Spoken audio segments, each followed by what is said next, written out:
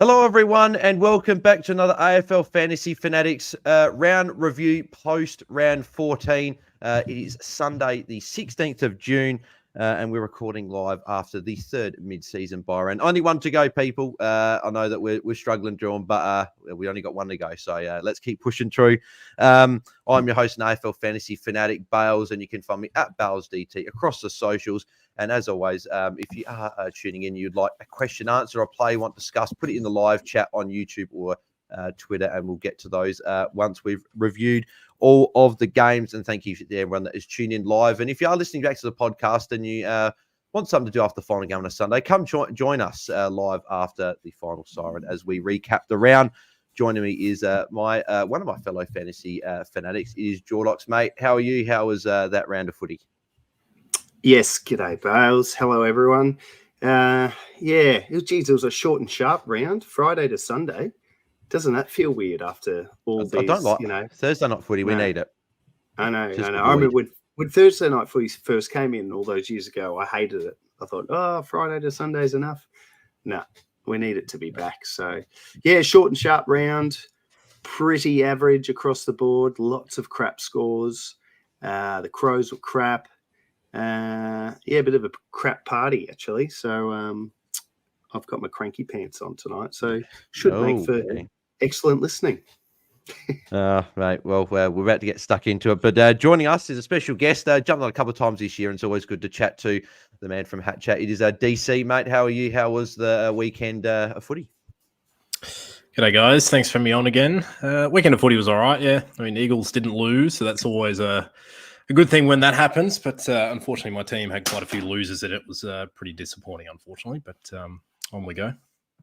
Yeah, no, exactly. No, we're going to go to another round. I just want to go straight to this next round of footy, but we will go round the grounds and see how we scored. So, DC, how did you score in round 14 and what was your round rank and overall rank?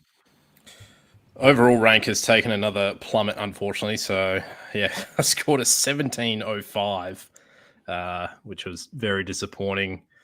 Had Wanganeen Miller as an out before the round started, decided to keep him and probably go against the grain a little bit there. I think most people traded him, but in hindsight, maybe trading was the right move because it meant I had another premium missing. And then, just probably like a lot of people, midfield didn't fire at all. I had 5 tons in my whole team. They were all over 120, which was weird. So either had a really good score or a lot of duds. So I've slipped back to 1,730 overall. Round rank, I think, was just inside 30,000. So, yeah, not great again. I think the last time I came on the show, I was actually ranked 100th. So can we just go back those 7 weeks and start again? That'd be nice. No.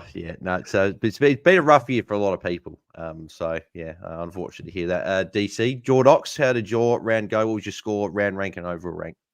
Yeah, pretty similar. 1767 I scored and fell back in the rankings another couple hundred. So I'm still in the 2K, so 1923. So look, it's still pretty good, really. It's just, when you're getting close to that top 1,000 and then you just slowly pull back, it is frustrating. But look, here in DC and probably thinking about it and seeing what I've seen on Twitter and whatnot, I think everyone had a pretty stinky round. So, my trades were no good. And and then Simpkin today, caused a lot of people to panic. Not panic, just flounder, I guess would be the word, and try and find a good solution. And in the end, I went back to the well with Finn McRae. I don't know what it is about that guy. I'm just obsessed with him. And, his break even was 20. I thought worst case, he'll make some cash. No. I'm banning you from bringing Finlay O'Crane to your side. I'm just going to stop doing it.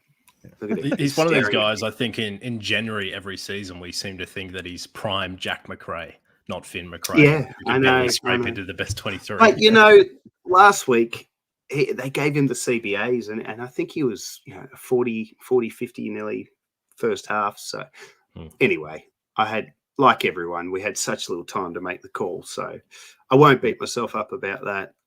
And on we go. Cool. I got a 1792, not too bad considering. Overall rank is 372, so down 9 spots. I was hoping I was going to get a late update so I could go back to where I was, but a tiny fall, round rank of just 10,032, so not too bad. And it's always, as you mentioned about the Simkin, it's normally on a Sunday. I start late. I got a weird sleeping schedule compared to the normal person. And I normally get up about midday because their game's 12:30 Adelaide time. And I go, I'll just check the final teams and I'll go back to sleep for about 25 minutes. And I'll wake up 5 minutes before the bounce. You reckon I was in a shit mood when I woke up and I was like, bloody Simpkin, I've got no one to pivot to. So pivoted to Toby Green, who kicked 1 goal 5. So, yeah, it could have been worse with he's got a 72, but could have been a whole lot better as well. So, but yeah, we'll move on to +3s and -3s. DC, kick us off with your plus and -3. +3. I mean, as I said, I only had the 5 guys all scored over 120. Maybe give a bit of love to Lockie Whitfield. I think 120. I think 2 weeks in a row he's done that. Had probably a rough month or 6 weeks or so there, but he's looking like he's back to how he started the season. So I think that's a nice form reversal. One of the few in my team that's managed to do that. And then maybe -3. I think we've just got to give it to Jeremy Sharp, who, for whatever reason, decides when they play the Bulldogs, he's going to just go on a long run and not get the ball because he had that 30 earlier in the season. But a 15 with basically 90% game time is outrageous. Strange. And I think it maybe got into a little bit of a debate with a few people on Twitter about it. And I think, yeah, you could have traded him last week, but most people had 22 on field last week anyway. You hadn't gone on to 85 weeks in a row. Why would you trade him? I did, but to people who say, "Oh, you should have traded," like I hate the hindsight heroes. Like he was a perfectly good hold. I think it's not so much the fact that he was at the top of his price. It's just you looking to hold him for 2 more weeks to give you 2 more scores and then flick him after the buys because he had the easiest buy round. But yeah, it's a drop of 15. It's just like no one could have predicted that. Hilarious. No, wild. Exactly. Jordox, plus and -3. Oh goodness! You start with your -3 if you want. If you want to, you said be here for too long. Crabbies with tonight. -3s. Look, I'll go with one of my, somewhat uniques, Bailey Dale. He gave me a 110. Could have been a little bit more the way he was tracking, but he's been a really solid pick for me. He's rarely let me down, and in a week where most did, he did not. So I'll take that. The -3 and maybe an uppercut as well, probably just to myself for the trades. I'll go. It's a bit harsh, but Luke Ryan, mate, if I drop $1 million, could you give me something? Just a little something.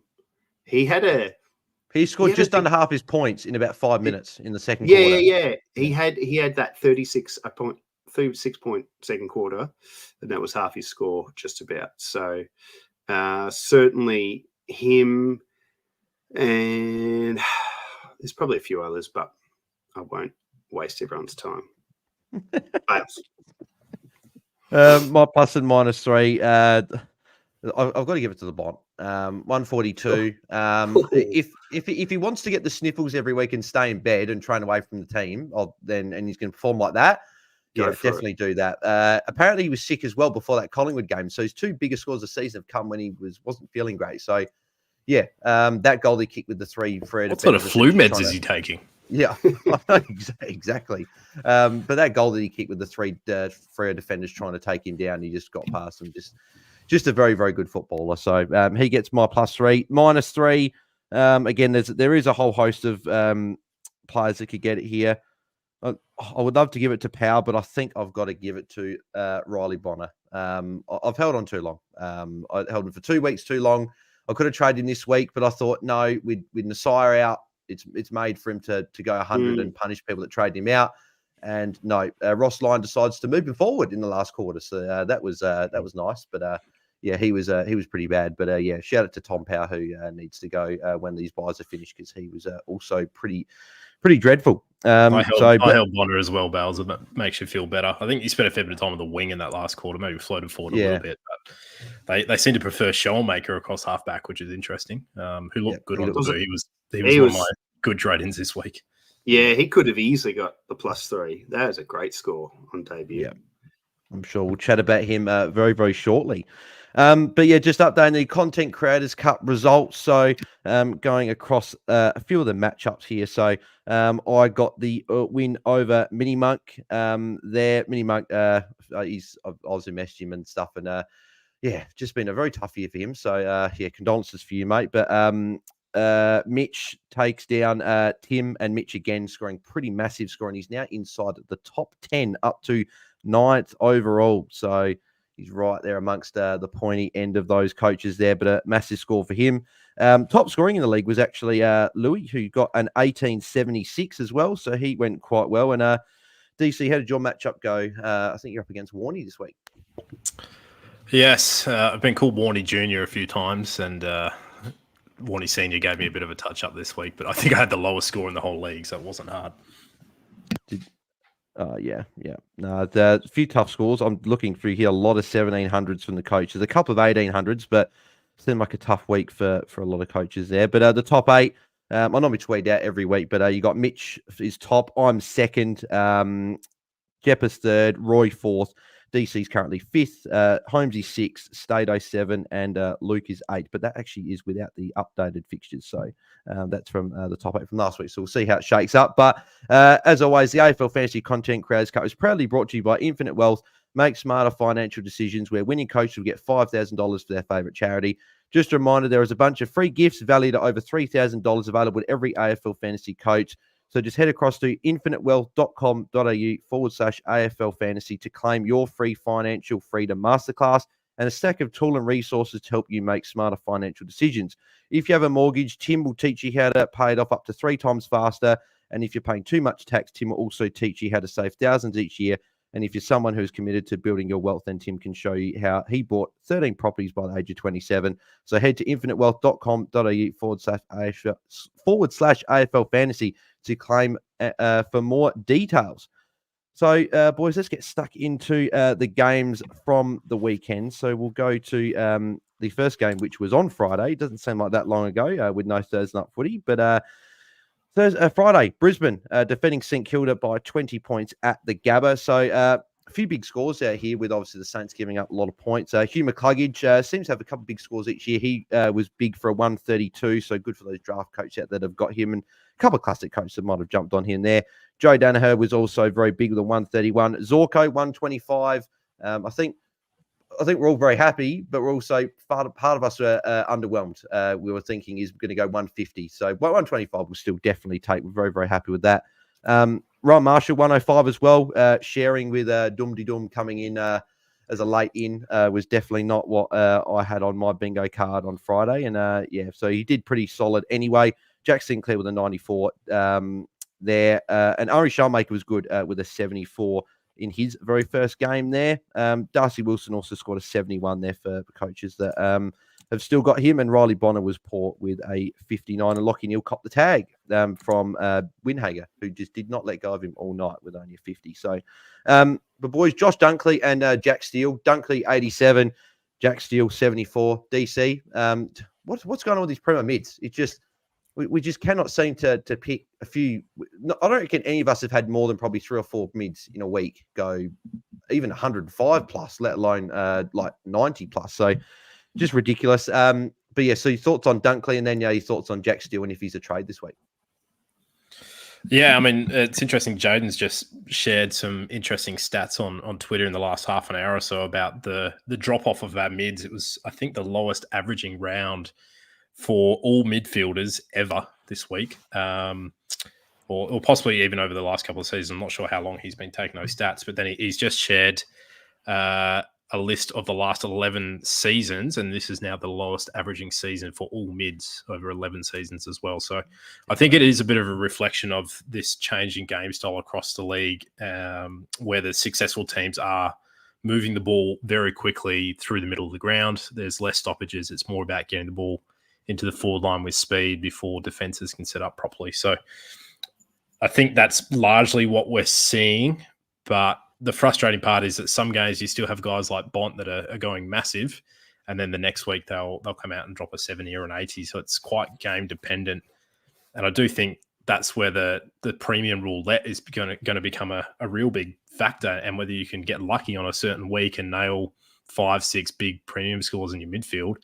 Or like with my team this week, I had Goulden, and he was my only ton in the midfield. A lot of 80s and 70s in there. So along with Jeremy Sharp's 15. But I think it's, to be honest, just going to come down to the luck of the draw on any given week. Could you trade Jack Steele? Yeah, you maybe could. But I'm not sure I'm going to anyone. Maybe, then. Yeah, I'm not sure I'm going to anyone with any real confidence at the moment, to be honest. Maybe we do need to start looking at half-backs that have got midfield status and and doing a bit of that. Yeah, it's maybe a little extreme, but maybe. Well, Steele went to Zorko in the second half, I think last quarter. So he went forward to put a forward tag on. That is not what we bought Jack Steele for, Ross Lyon. Find someone else.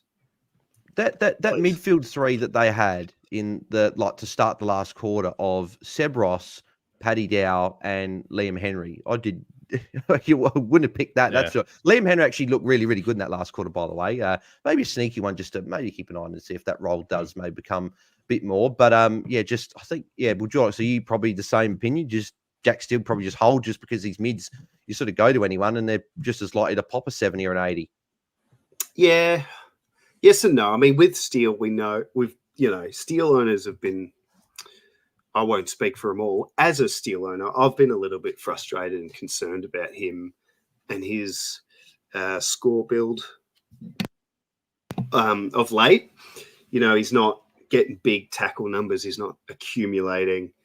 And now he's been thrown onto a tag on Zorko. So, yeah, I think with the buy, you could absolutely trade him. I think there's a number of mids right now who are just out of form, as well as, what DC was talking about, which is usually the opposite. In most years when the weather gets colder and the games get a little tighter, you start to see bigger numbers from the midfielders, particularly the contested ones like a Steele and then like a Josh Dunkley, who 87, that's okay, but after a 79 last week as a Dunkley owner, now I'm starting to worry about him. I mean, he's the last one I wanted to worry about.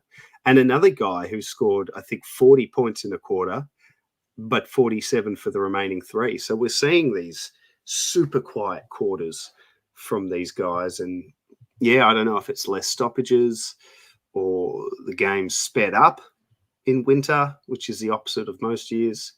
But, it's a very curious challenge fantasy coaches are faced at the moment. Yeah.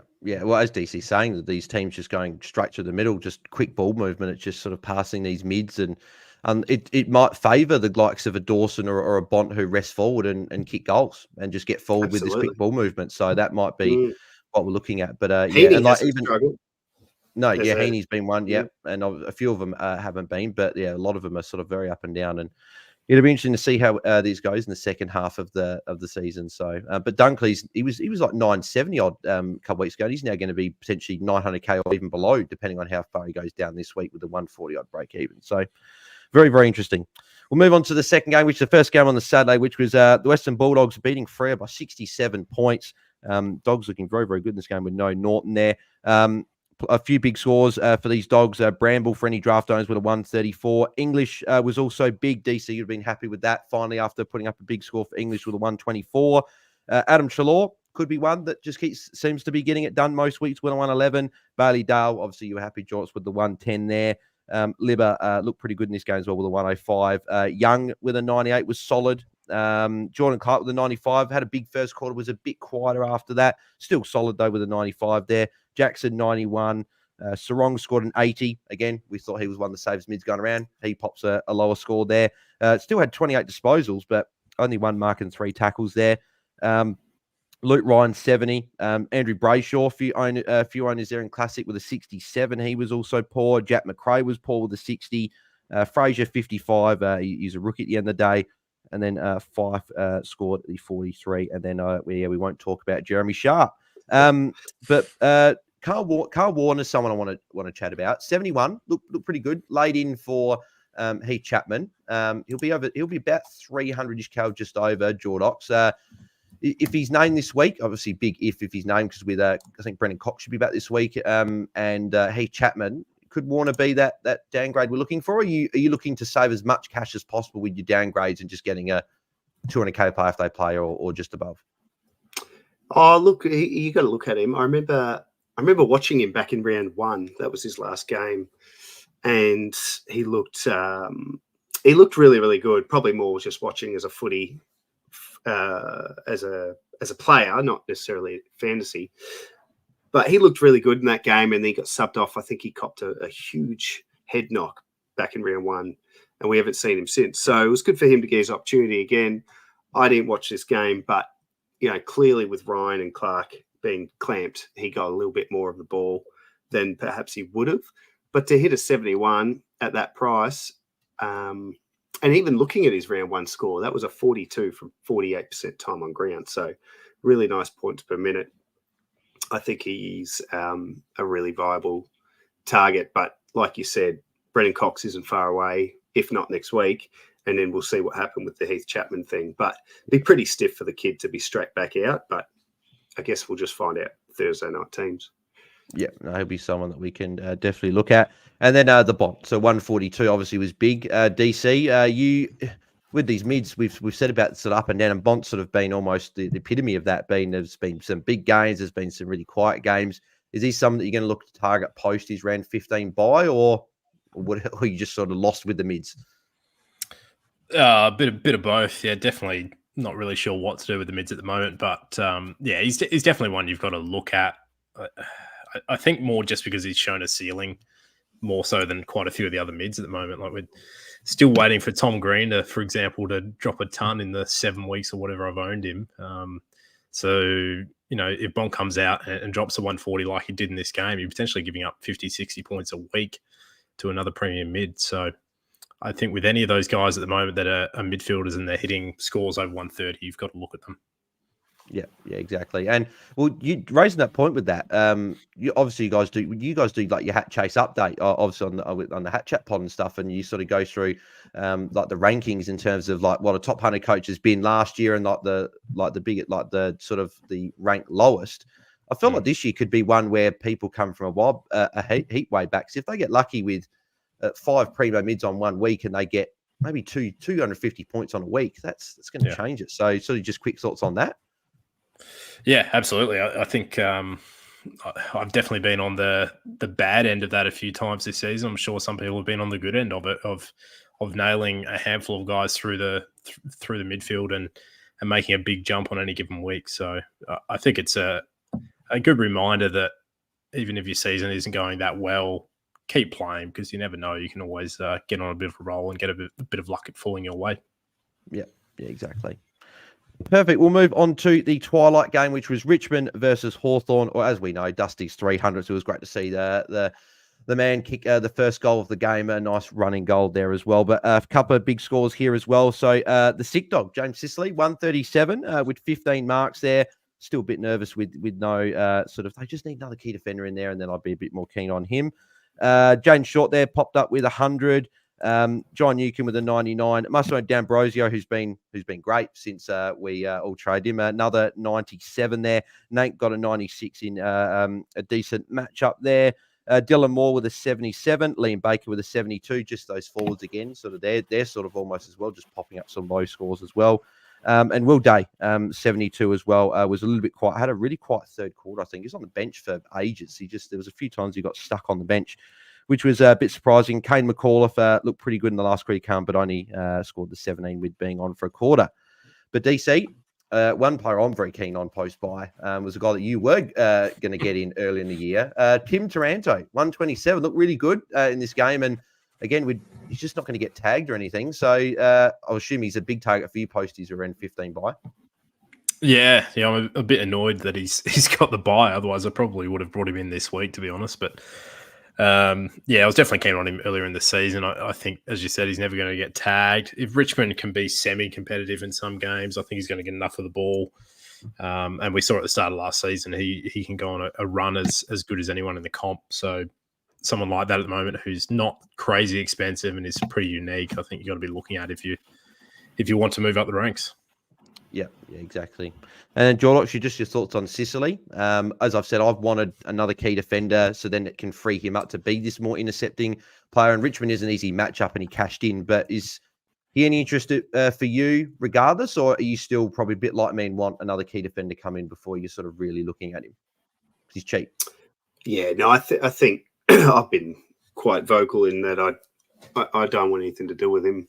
But at 7.49 and now showing that ceiling once again, yeah, you've got to consider him. If you're in a spot where not cash sharp and you're looking for just one guy to sit, even at D6, 750 is very cheap. And yeah, he looked phenomenal on the weekend. Yeah, no, he looked very, very good. All right, we unfortunately have to move over to Adelaide versus Sydney, with Sydney getting the job done by 42 points, or as a lot of people call in that game, the Amati Party. I didn't realise Buddy Franklin was playing in this game, so he was very, very good. There's a lot of ceiling scores, but not a lot of popularly owned names. But there are a few people that went big here. So Brody Grundy, shout out to Tim who brought him in last week with a 133. He dominated. Still don't understand why Rob wasn't in the team, but anyway. Joel Amati, as I mentioned, 131 was also big. Mitch Hinch is quietly having a very good year for draft coaches. Another 130. He's had a couple of low scores, but he's had a lot of good scores this year, so he's been really good. Errol Goulden, one of probably the only consistent mids out there, with a 127. Heaney with a 125. Adams even got a 104 there as well. Dawson got an 84, tagged for a lot of the night by James Jordan, which wasn't a shock for a lot of Dawson owners expecting that coming his way this week. Billy Dowling got a 55 as well. So not too bad there. But Jordox, Rory Laird moved back to halfback for most of the night. Didn't have many CBAs. 127. I don't know why it took this long to put an All-Australian halfback back into the back line, and he plays well. So I think it's a big. What are your thoughts on that? And he'd obviously be a big watch if he got defender status, but probably this is maybe one could be for next year almost if he got defender status. Well, it's more like, we sort of said at the top of the show, like about maybe we target defenders for our midfield, and if he does go back there, I mean, his price is incredible at the moment, 8.23. And his scoring, that was his first 120 since round 7, but he's doing better than most at the minute. So, yeah, just one to keep an eye on. I mean, the Crows. They had Michelini in the guts for most of the game. He did a bit Another of a potential shutdown tagger job on Chad Warner. Did a good job too. I just wonder how long they persist with Michelini in the guts, whether or not Laird goes back in there. But look, one to watch after the buys for sure. Yeah. DC, thoughts on if Ledges is just a straight mid, could you still, if he's got this half back role and he's just a midfielder for us the rest of the year, could you still see yourself bringing him in because he's got this defender role? Yeah, it's kind of funny. On HatChat Live on Wednesday night last week, I basically ended his career in some of my comments there by saying that he didn't look up to it as a mid to me and he looked too slow. So maybe that's the solution. Maybe he's a better option for them off half-back. We've kind of been talking about it for most of the season, and we know that half-backs probably have more access to easy points at the moment. So if he can move back there and end up on the end of a few +6 chains, then maybe that means his floor goes up because his time on ground, his midfield time, and his disposal count have been pretty inconsistent underwhelming even really for most of the year. So the time on ground launched up to 90% in this game, which is a big switch when he's been in the low 70s for a lot of the season. So it's an interesting one. Obviously, they've got the bye this week, so you're not doing it now, but he's maybe one we could look at in the following weeks if that role sticks. I'd still rather someone like Taranto, though, I reckon. Yeah, no, I agree with that. But his game times range from 68 to 78% all season, but the last 3 weeks, 82, and then 91%. So that is very, very interesting and one to keep an eye on there. Just the 6 CBAs, I had to guess that would be a season low. Yeah. And before you move on from this game, I can't believe I didn't give Brody Grundy my +3 at the start. I think I'm just still bitter as a Crows fan. But 133, that's fantastic as a somewhat unique. Yeah, no, dominated, and definitely got to be in the conversation for recruit of the year. I think he's changed that Sydney team. They're already very, very good, but just adding that piece on top is, they're running away with it at the moment, I think. But yeah, we'll move on to Sunday. But as always, if you guys do have a question you want to answer or a play you want discussed, put them in the comments below on YouTube or Twitter, and we will get to those when we finish off these last two games. And we'll move to the very, very high-scoring affair and sort of drama at the end. North Melbourne, Collingwood. With Collingwood coming back from over 50 points down to win by 1 point. I still think it was probably a 50 for North Melbourne. But at the end of the day, unfortunately, wasn't paid there. But North Melbourne having a few big scores here. So Cam Zerha with a 120. George Wardlaw had his best game I've seen him play with a 117. Definitely going to be one that we're going to be looking at in our teams for the future. Bailey Scott, 116. With the Simpkin out, I actually did look a little bit at that, but I couldn't afford him. I was about 10, 15K short, but did have a look at it. Jack Crisp, 108 was solid there. Tristan Cherry with a 107. LDU scored the 100 and Harry Sheasel 99. But the three of those guys all were over 70 points, I think it was, at halftime. And just with Collingwood's dominance in that second half, they sort of didn't get too much of it in the second half there. Nick Dacos scored a 98, was nearly laid out. Apparently he was sick as well, and obviously had that the shin injury from King's birthday, but he played and was magnificent in that second half there. Zach Fisher, 71, almost kicked the winning goal there. But I did want to chat quickly about him, DC, is that I didn't quite see the hunger from him today. There was a lot of just times where he just sort of was wandering around, not looking for the +6. I guess we're not too worried about him, but is it sort of just a watch for you for when McKerch comes back? It sounds like he could be back next week. Are you still comfortable with him being a top 6 forward, or is it sort of just a watch when McKerch comes back on reassess then? Oh, you can definitely watch it, but yeah, I'm not too fast. I've got way bigger issues than him and my team at the moment. I think the fact that they had a lot of the ball in their forward half, in the first half in particular, probably meant he didn't score quite as well. It was a pretty fast-flowing game too. Like, obviously, both teams scored almost 120 points. There wasn't much chip across either backline, I wouldn't have said. So I think he'll be fine, personally. Yeah. Tom Power, 46, obviously, Josh, was very, very disappointing. I don't know if you're still an owner, but I know that I'm still an owner. DC, you still have Tom Power as well? Yeah, that was definitely one we should have traded at the buy, I think. Yeah. So, I think I got rid of him a while ago, but I looked at bringing him back in today and amidst the Simpkin panic. Glad I didn't with that score, but would have been better than the one I did bring in. Interestingly, this game, right? So I ended up fielding 22 this week, which sounds awesome. But 3 of the 4 scores that dropped off came in this game, all from Collingwood. So those guys, and some would have jumped on Kruger too, who was equally disappointing. You got Harrison's 42, Kruger 41, Sullivan 46, which isn't that bad. And then obviously Finn McRae with a 15.5, and then they took him off. And just on Nick Dacos, he was being clamped by Will Phillips, who came in for Simpkin. And then, interestingly, North subbed Phillips off. Yeah. And that's when, from what I'm hearing, Nick Dacos kind of got off the chain a little and really helped bring Collingwood back in the game. So, interesting decision there from North. He'd kind of moved to half forward in the third quarter, and I don't think Phillips really went with him as much when they did that. Sense. So I think they kind of figured that if they weren't tagging him, they may have sort of sub him out. But still an interesting move, because then when he did move back in the midfield, you've lost that lever to be able to pull. So I was surprised by that as well. And poor Phillips, I mean, he's been waiting for a spot, and he only got in because of the Simpkin out. And then just on Simpkin, it's sounding like he'll probably miss next week. So for those poor coaches today who didn't get to make the change in time, thinking, well, at least I'll have him next week, it doesn't sound promising on that front. And then lastly, props to Jack Crisp. I mean, I keep talking about this guy. I want to get him in, and now he's got the bye. But he's now put up 6 tons in a row. I don't think there'd be many players in the comp on a similar run. So, very impressive. He's one I'm kicking myself on as well, because I was pretty keen on him, I think, the first week coming into the buys. And I I knew that I Yeah, was same. somewhat heavy in round 15, so I didn't bring him in. But I think this kind of shown that maybe we overthink the buys sometimes, where you can't predict what's going to happen. We've had guys get injured, we've had laid outs, we've had all sorts of stuff, and sometimes you just got to go with the picks that you're really keen on and sort the buys out a little later, I think.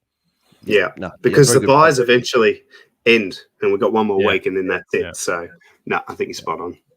Yeah, DC, I actually think you might have even mentioned Chris, but I remember the HatChat Live that I jumped on and you went through your watch list and you were looking at all the cheap players. I'm pretty sure Chris' name did come up in that there. So, yeah, you were definitely onto it early, and he's been a very, very good pick for those coaches that jumped on him there. But, yeah, Powell Jordox, just quickly on Powell before we move to the next game.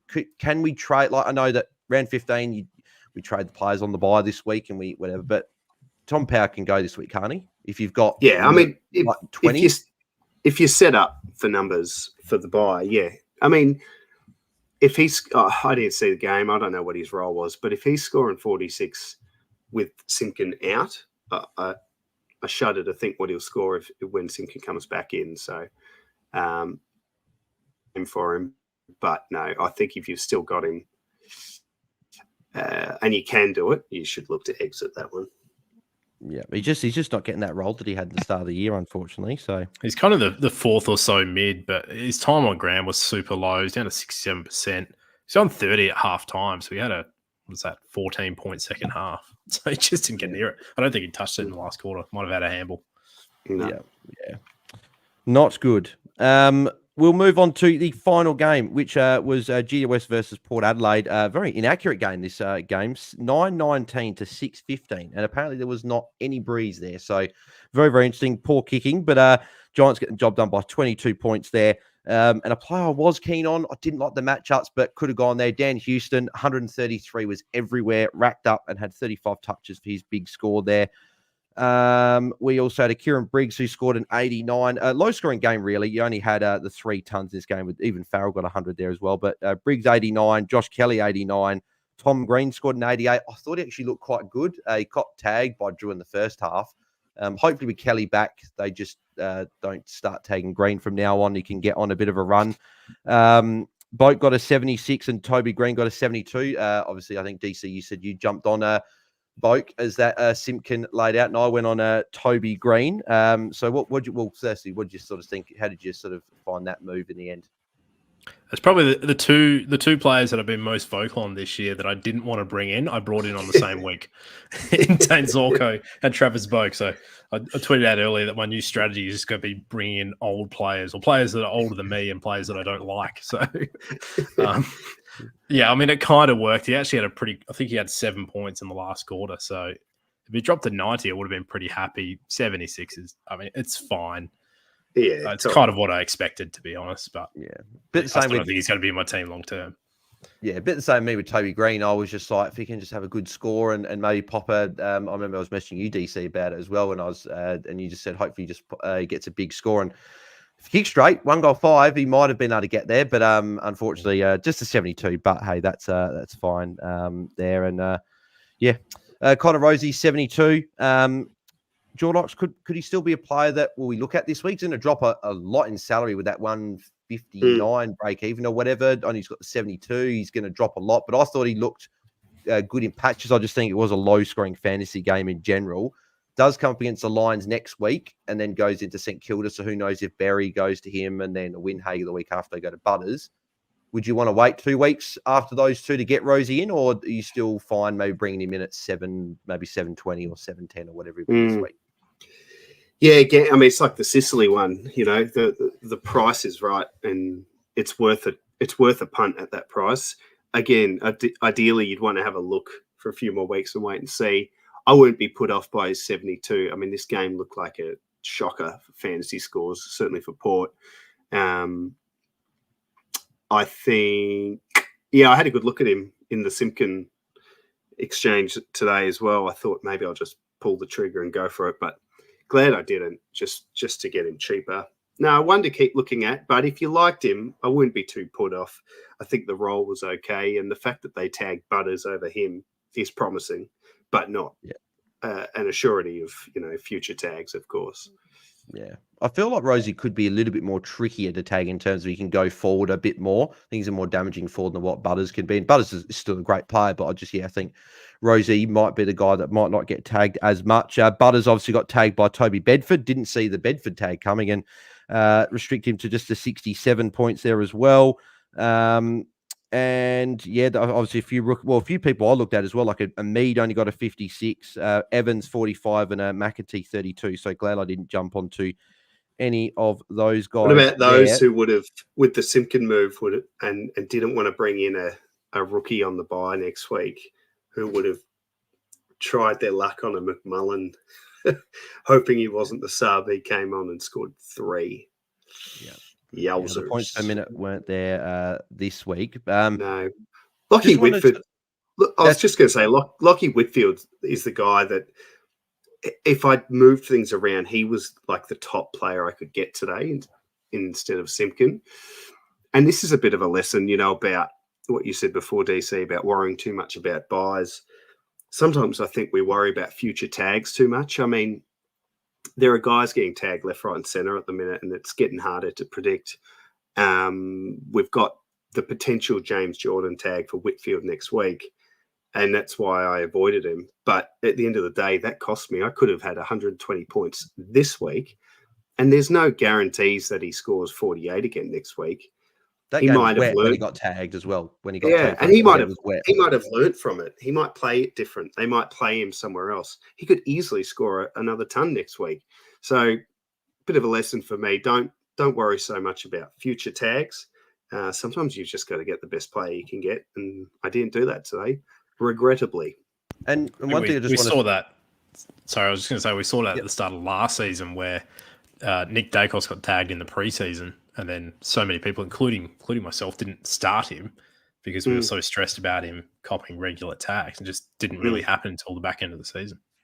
Yeah. I was just going to say Whitfield, like we were I'd been looking at him going, I'm not sure he's going to be a top 6 defender and looking to trade him out. But if we look at his season, he's only had 2 scores below 90. He's only had 2 scores below 90, and they were back-to-back weeks where he got tagged by obviously James Jordan, and then got tagged by Matt Guelphy against the Bombers. But every other game's been over 90, and he's only scored twice in the 90s against Geelong and Carlton, who also can be tricky on their day as well. Besides that, he's been over 100 in every game. I know he did have 12 kick-ins today, so that obviously boosted his score, but he did 9 tackles, though. 9 tackles. Yeah, career best as well. Yep. And he copped, and McEntee was going with him for most of the day. It was just Whitfield was able to get a bit of space. Obviously, kick-ins helped. I thought it was a bit panic stations in the third quarter. I think he went off with a rib injury, and I thought, oh, here we go. Typical Whitfield fashion, an injury that doesn't make any sense just out of nowhere. It's not a hamstring, not a calf. It's just a weird rib injury because Soldo body checked him off the ball, but he was all good, it sounds like. So, but yeah, well, DC, you're probably not bringing him in next week, Whitfield, if you didn't have him. Probably target him the week after, I guess. Yeah, I'd still go the week after. You obviously don't want to bring someone in the week that you think they're going to cop a hard tag. Yeah, it's maybe a little bit different a week before or a few weeks before, but I'd be waiting a week now. Yeah, no, agreed. Beautiful. All right, well, that's the games done. We'll just quickly go through a few of the targets coming off of their bye. So I'm just getting the teams up that were on the bye this week. If I just put it in my selector here, there was the 6 teams that was on the bye. So 1, 2, 3. Yeah, there we go. Beautiful. So Carlton, Essendon, Geelong, Gold Coast, Melbourne, and West Coast. And the other thing I was actually going to say as well, just before we get in targets, is we're talking about the midfielders, but people traded Clayton Oliver last week. I held, but we sort of seen with the mids that sort of been up and down that maybe his 80s and 90s aren't actually too far off of these other mids that are scoring. So we'll have to see. He's got North this week, so hopefully he goes well there. But yeah, so just in terms of some targets this week, so you got Carlton coming off the bye. You got obviously Sam Walsh is there, but whether we pay up for these mids, we're not sure. Nick Newman, I'm a big fan of. Got a really nice run to finish the year. Carlton, especially for the defenders there as well. I'm not sure about anyone else on the list of the, I guess, big targets, but DC, sort of, what are your thoughts on Walsh, Newman, and sort of anyone else from Carlton that you might be looking at? Yeah, I think Walsh is obviously averaging as high as almost any mid this season. So I think if you need a premium mid, he's a reasonable target. But he's going to be subjected to tags from time to time, I would say as well. Geelong Newman I like week? Yeah, so he might get some attention there. They've definitely tagged in the past. Newman I like as well. We saw last year he probably ended up being the informed player almost for the last 6 weeks or so of the season. So if you can bring in a player that goes on that sort of run, it can make a big difference. So I like him as an option. Quite unique as well. Yeah. Jordox, any thoughts on any of those current players? No, I mean, I like what Cripps was doing a few weeks ago, and he might be freshened up post-buy as a cheaper sort of option. I mean, we've got Adam Chera to come back in, so yeah, I'd like to see Chera in before I jump on any Carlton players, but yeah, Walsh is the obvious one and still a great price. Yeah. Moving over to the Bombers, I think Zach Merritt's a massive target. He's one I'm definitely looking to target this week against West Coast. He's got a good run for, I think, most of the last part of the year. Nick Martin, for anyone that hasn't jumped on him, we're talking about the halfbacks before and maybe just jumping on these guys. So if you don't have Nick Martin, he'd be a target. I don't mind a Jordan Ridley. It seems to be a bit more freed up. He's only had the one big score, but I think the Bombers have got a decent run as well for halfbacks there. And Jai Caldwell's one that I know Jake DC's been a fan of the Caldwell pick for a while, and I think he could be that sixth forward and a solid option. Jordox, is there anyone from the Bombers that you're looking at bringing in this week or targeting in the future? Yeah, just Merritt. 898. Absolute bullet that would be. Yeah. DC, thoughts on the Bombers, guys? Yeah, I think all the guys you mentioned there, I'm probably still not sure about Ridley. I don't think he's quite cheap enough to take that sort of punt personally. But Martin's been great all season. Merritt, we've seen for a number of years he can go on these runs. He seems to have done it a lot in the second half of seasons. So I think he's a nice price as well. Be one of my main targets this week, I would say. Yeah, no, very much agreed there. Geelong, not probably too many targets there. You've got, obviously, Max Holmes has been really impressive all year and been really consistent. He's a bit expensive, though, but he's got a pretty solid run, I think, post-buy as well. Brian Myers dropped a few lower scores before the buy, but he is down at 707, could be a forward option. Well, Tom Stewart is 655k. So if anyone wants to go down that rabbit hole, then she could go that. But DC, thoughts on those Geelong guys? Holmes is probably the only one I'd have any interest in. He's not really value, as you said. So yeah, pass on all of them, I reckon. Yeah. Oh, you were talking about the old guys. What about Dangerfield, DC? He's fit. Is he playing? He's only 750k. No, maybe I should make that as my third prerequisite for my trades. Need to be playing. No one for me other than Holmes, and I literally just traded Tom Stewart out. But geez, he is a good price. Yeah. Did you start with him? No, I only got him a couple of weeks so you ago. only brought okay. I was wondering if you started with him, traded him out, brought him back in, then traded him out again. Then you were thinking about the third time. I thought he was washed at the start of the year, and then I brought him in a few weeks ago because he was just so cheap. Gold Coast, if you don't have Sam Flanders, you obviously need him in. He's expensive now after a few big scores. Obviously, that one before the bye was massive, but you just need him in your side. Noah Anderson, I've never really been huge on him, but is an option for coach if they want to consider. I just find that he can drop 50s and 60s, but then again, hey, all these mids can drop these ones, and he could be a guy that pops a ceiling score, so maybe he's a bit more of an option than in the past. I don't think you could. Well, Tuke's an interesting one. He's so cheap, but he dropped that 47 with that Windhager tag, and he hasn't shown much this season. I don't know if we can target him.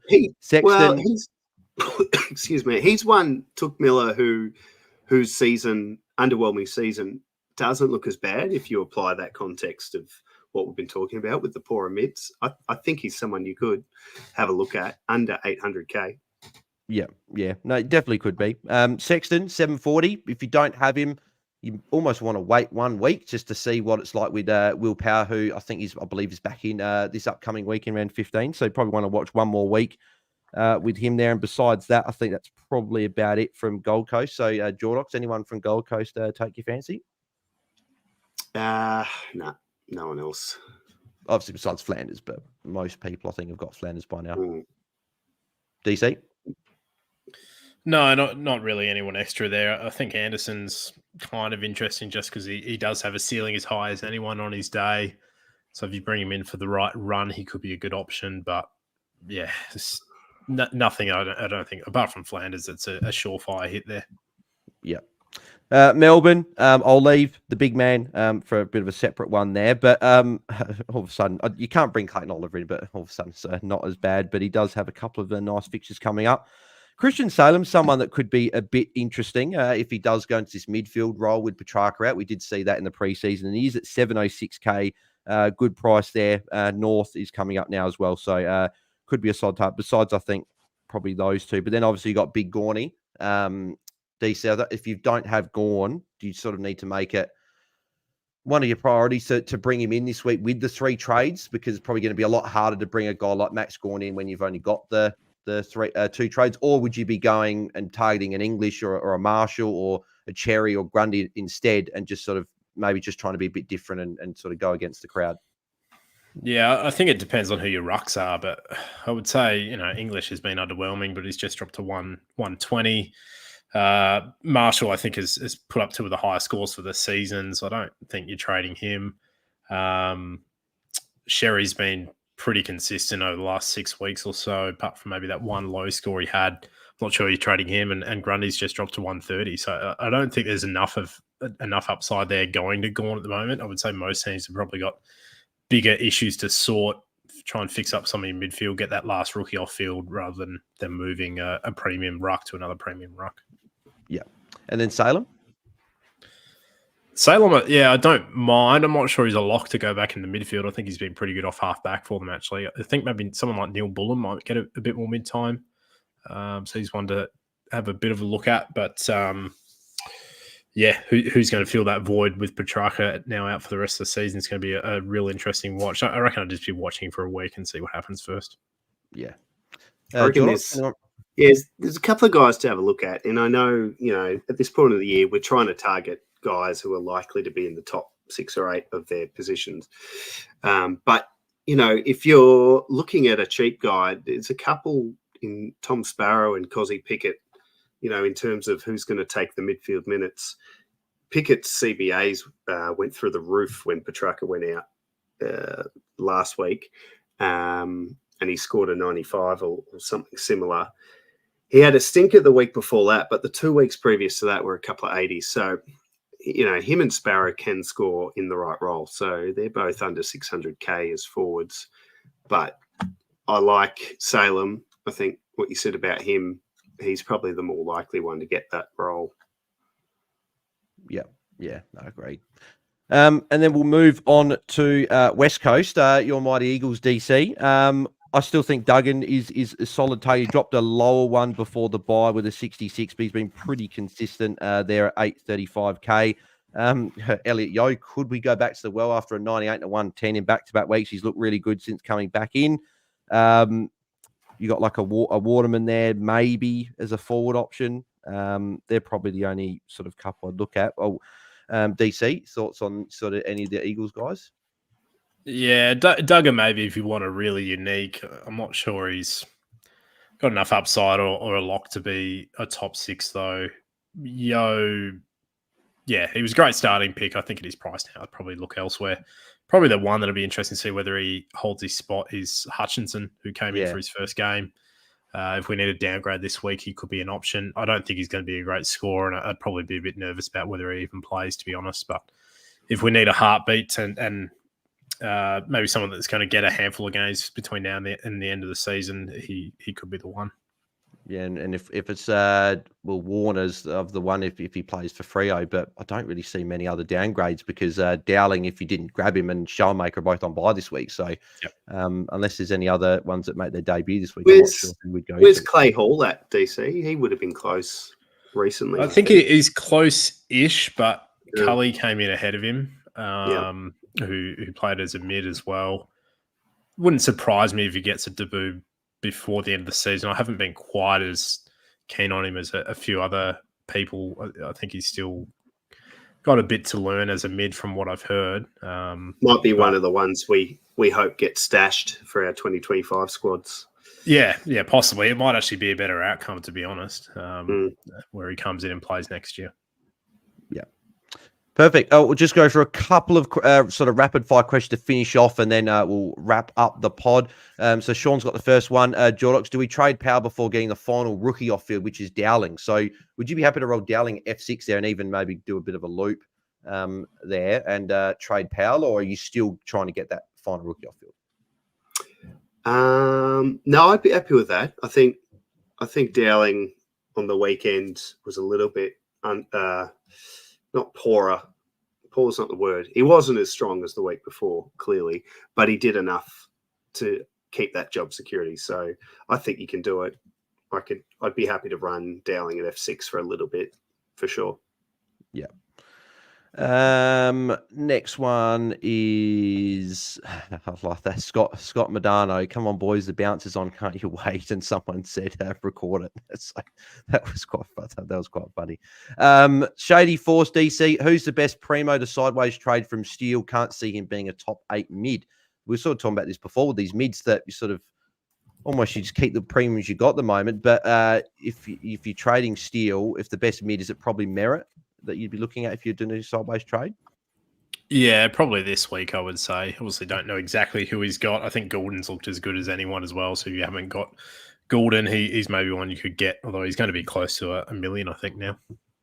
Yeah. He's be very, very interesting. Centrist Aussie asked, DC1 needs some harder stuff after this week. How do you know there isn't harder stuff in here? But yeah, this wine's in a bit of trouble with the round I've had. Yeah. Timo said, what's a mid primo again? 7 playing this week with no tons. So yeah, mate, we're all feeling that at the moment. Unfortunately there. All right, so here, oh no, Jack said he traded Laird to Luke Ryan. This game is fun. Yeah, that's a tough one. Lockie Russell, thoughts on Hewland, Jordox? We didn't chat about him with the Gold Coast guys. He obviously went big, but was against was against St Kilda. Thoughts? I reckon if you're playing in a keeper league, snap him up.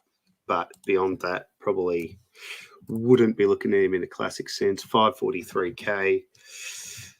Like before that, he went 83, 62, 51, 89, and 124. So he's not. Yeah.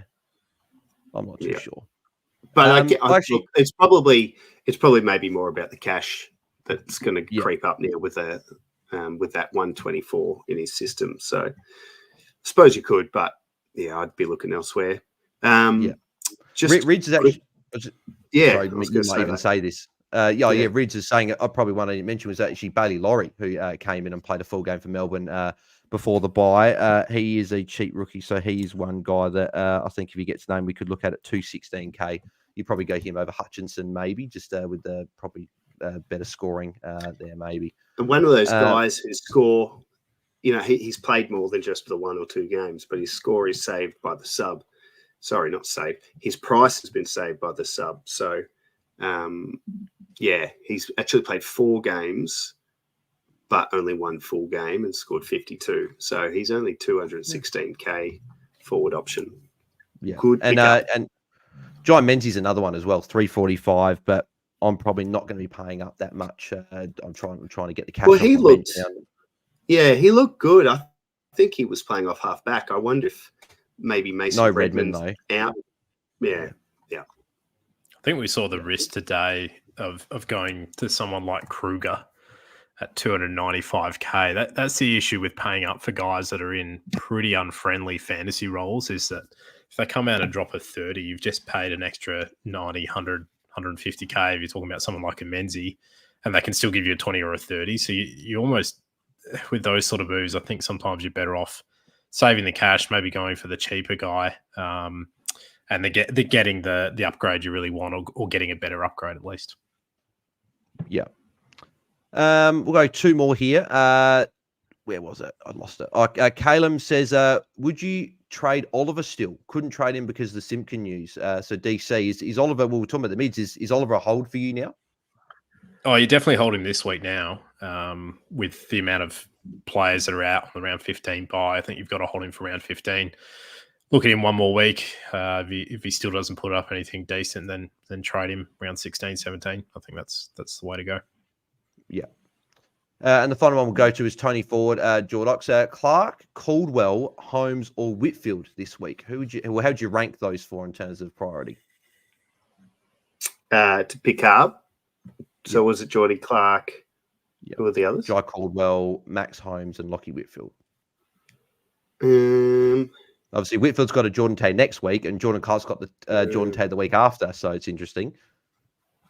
You know what? Out of that group, I actually think Max Holmes, not knowing what his matchups are or anything like that, I just love the uniqueness of a pick like that. And he's not super cheap, but I reckon I'd have him at the top.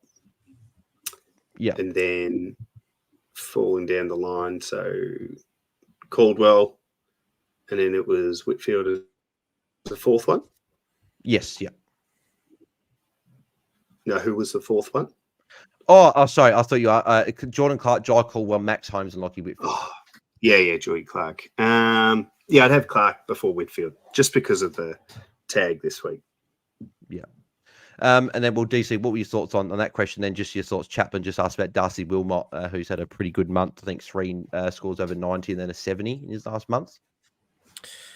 Yeah, I'll answer the previous one first. I think probably Caldwell would be the first one for me. He's, I think, about 130k cheaper than Holmes. And it's got the Eagles this week. Tom McGrath's taken a little bit of an uptick. Parrish, I think, is still out for a bit. Setterfield, around 19 or something. Yeah, Setterfield, I think, re-injured himself as well. So I do like that move with how poor a lot of the other forwards have been. So he's probably the one I'd have first. I like Holmes for the uniqueness as well. And then Darcy Wilmot, yeah, funnily enough, I actually had a look at him this week. I was looking at, with that Saints matchup, we were all talking about how well Zorko was going to go and kind of needed someone a bit more mid-price. I ended up going with Simpkin. I would have been better off going with Wilmot. So, yeah, exactly. He's looked pretty good. I'm not sure whether I've got enough faith that he's going to be able to keep that up and match it with the top 6 defenders or even the top 10 or 15, to be honest. But definitely going to be one for the future, and maybe even next season if Zorko moves forward again or something. Yeah, exactly. You should just double check how. Liam, obviously, for a friend free kick was the same. Menzies half forward / wing, but the watch will be Xavier Dersma returning this week. So yeah, that'll be a one for the Bombers to look at. But we will wrap up there. Appreciate everyone that sent through their questions, and we're tuning in live as well. Always very much appreciated. And get your question answered tonight. We'll be doing our live Q&A on Tuesday at the normal time of 9 p.m. Eastern, 7 p.m. Perth time. So if you want to get your questions answered there after maybe a day or two of sort of having a look at trades, then make sure you tune in there and have a look at that. But DC, what are your early sort of trade plans? Obviously, Lockout's just left, so you're obviously not probably going to give us your sort of trades, but what are you sort of maybe potentially looking at? Yeah, I mean, I haven't really looked at it too closely. I think Bonner will absolutely go. He probably should have gone this week.